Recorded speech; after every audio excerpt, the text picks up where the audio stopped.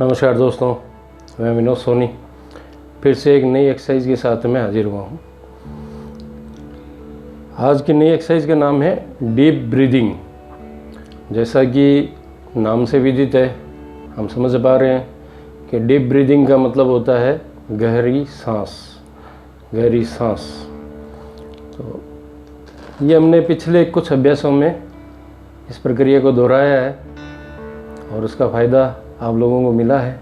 आप उसका एक अभ्यास कर रहे हो, ऐसे मेरे पास कमेंट आ रहे हैं, वीडियो भी आ रहे हैं लोगों के तो इससे मेरा उत्साह बढ़ता है और आप लोग आज नई एक्सरसाइज जो मैं बता रहा हूँ उसको करें।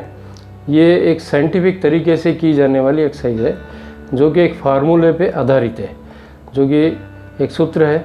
वो सूत्र भी मैं आपको बताऊंगा और कैसे की जाती है वो भी मैं आपको बताऊंगा। लेकिन उससे पहले मैं आपको ये बताना चाहूँगा कि इस एक्सरसाइज के फ़ायदे क्या क्या हैं। हम सबसे पहले फ़ायदे जानेंगे इसके।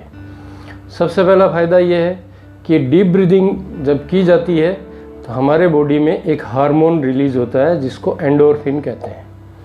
एंडोर्फिन हमें दृढ़ निश्चयी बनाना, हेल्दी रखना और हमारे बॉडी में किसी भी तरह के पेन को ख़त्म करना। किसी भी तरह का दर्द होता है बॉडी में तो उसको मिटाने का, हटाने का कार्य भी एंडोर्फिन हार्मोन ही करता है।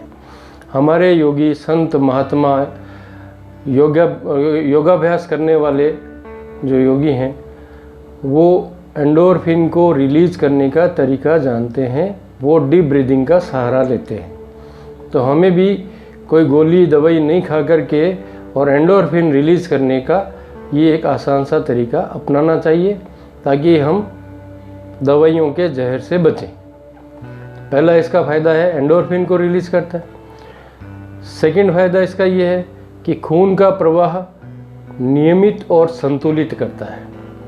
जब हम डीप ब्रीदिंग करते हैं, इस अभ्यास को नियमित रूप से दोहराते हैं तो हमारे खून का प्रवाह भी नियमित और संतुलित रहता है। तीसरा बेनिफिट इसका ये है दोस्तों, एनर्जी लेवल बढ़ता है।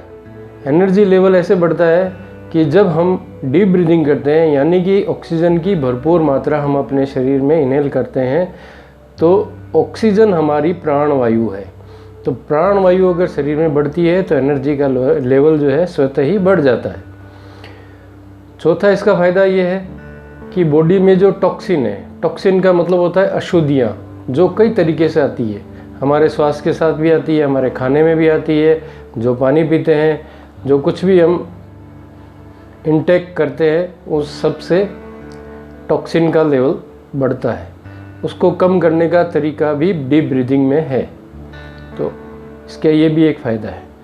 अच्छा, पांचवा इसका बेनिफिट ये है दोस्तों कि जब हम डीप ब्रीदिंग करेंगे तो हमें खड़ी कमर बैठना पड़ेगा, जो कि हमारे पोस्चर लेवल को ठीक करता है। जब आपका पोस्चर लेवल ठीक होगा, जब आपकी बॉडी एक सही शेप में होगी, तो आपके अंदर कुछ नए आइडियाज़ भी आएंगे। आपकी बुद्धि, आपका मन, आपका मस्तिष्क जागृत होगा और ये सब चीज़ें हमें डीप ब्रीदिंग में मिलेगी। पांचवा इसका जो बेनिफिट है वो ये है कि हमारा एसिडिक लेवल जो है उसे भी कंट्रोल करके एल्केलाइन लेवल में बदलता है। अभी हमारा जो खान पान है, हमारा जो दिनचर्या है, उसमें एसिडिक लेवल बढ़ता है। उसका रीज़न ये है कि खान पान जंक फूड हो गया। कई लोग पिज़्ज़ा, बर्गर, चाउमीन इस तरह के सेवन करते हैं। और भी कई चीज़ें हैं, नमक ज़्यादा खाना, मिर्ची ज़्यादा खाना, तेज़ तरह खाना खाना, तो इससे भी हमारा एसिडिक लेवल बढ़ता है। और एसिडिक लेवल एक ऐसा लेवल है जिसके अंदर कैंसर के सेल पनपते हैं। तो वो भी हमारा लेवल, एसिडिक लेवल कम होकर एल्कलाइन में कन्वर्ट होगा। ये भी फ़ायदा हमें डीप ब्रीदिंग में मिलेगा।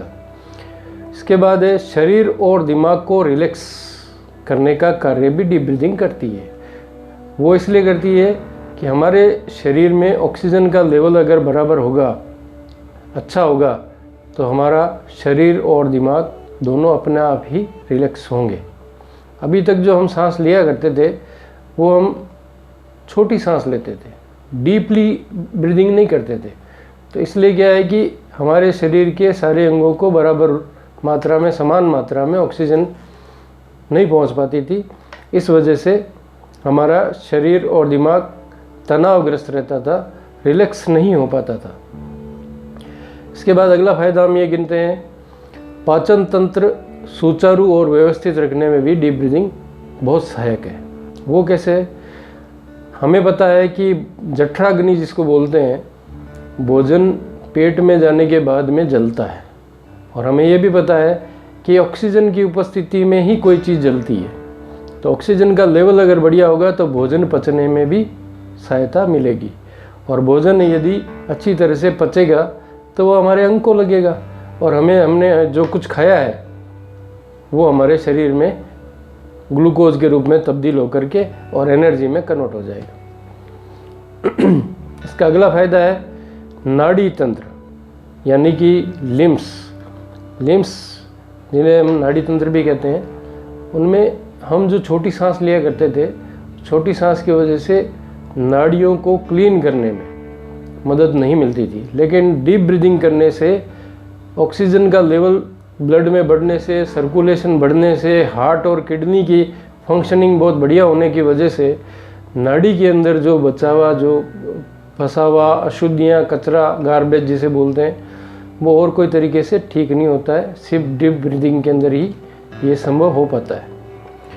मस्तिष्क में ऑक्सीजन का लेवल भी बढ़ता है। वो कैसे बढ़ता है?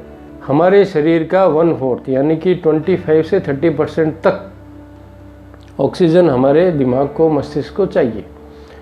जब हम ऑक्सीजन का लेवल बढ़ाएंगे हमारे शरीर में, तभी तो वहाँ पे भरपूर मात्रा में ऑक्सीजन पहुँच पाएगी। जब ऑक्सीजन हमारे शरीर में भरपूर मात्रा में पहुँचेगी, तभी हम किसी डिसीजन पे पहुँचने की क्षमता रखेंगे। हमारे डिसीजन जो है वो सटीक होंगे, सुव्यवस्थित होंगे।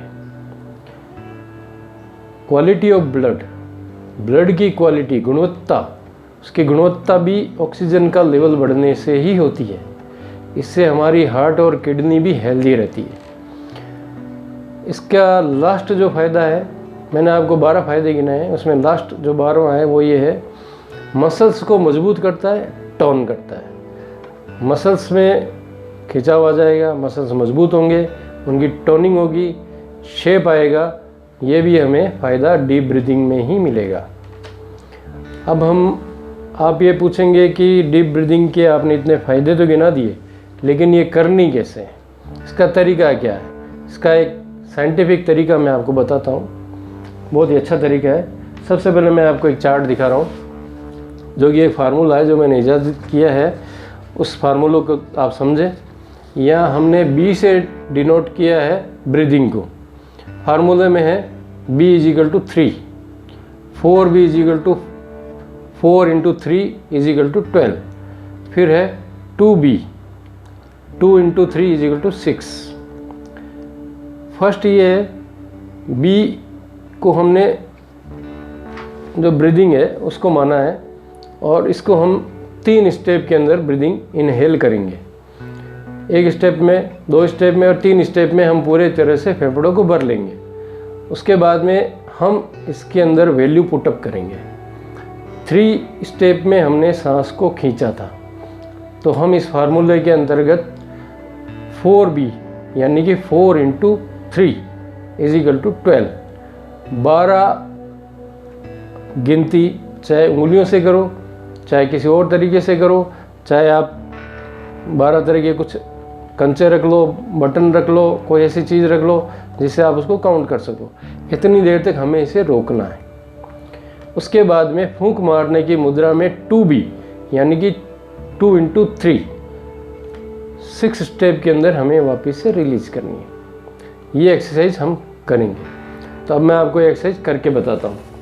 तो सबसे पहले मैं आपको ये बताता हूँ दोस्तों, जैसे कि मैं आपको करके बता रहा हूँ, आप चाहे तो उंगलियों से करें, चाहे आप मेरी तरीके से कॉपी पे करें। 3 स्टेप में हम सांस को खींचेंगे। तो हम सबसे पहले सांस को इनहेल करते हैं। तो उसके लिए हम क्या करेंगे दोस्तों कि 3 गोले बनाएंगे पेपर पे।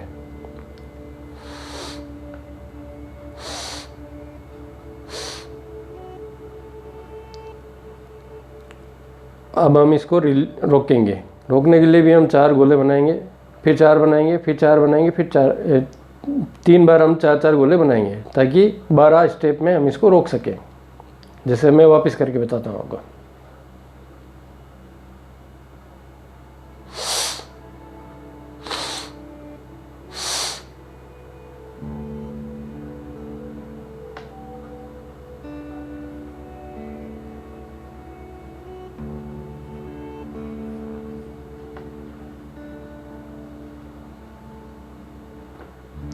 ये दोस्तों हमने सांस रोका है। अब इसको 6 स्टेप में हम वापस बाहर निकालेंगे।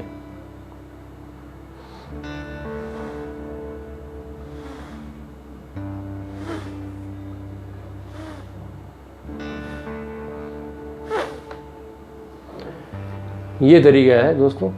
इसे आप उंगलियों पे भी कर सकते हैं। 3 स्टेप में रोकिए, 1 2 खींचिए, 1 2 3, 12 स्टेप तक आप रोकिए।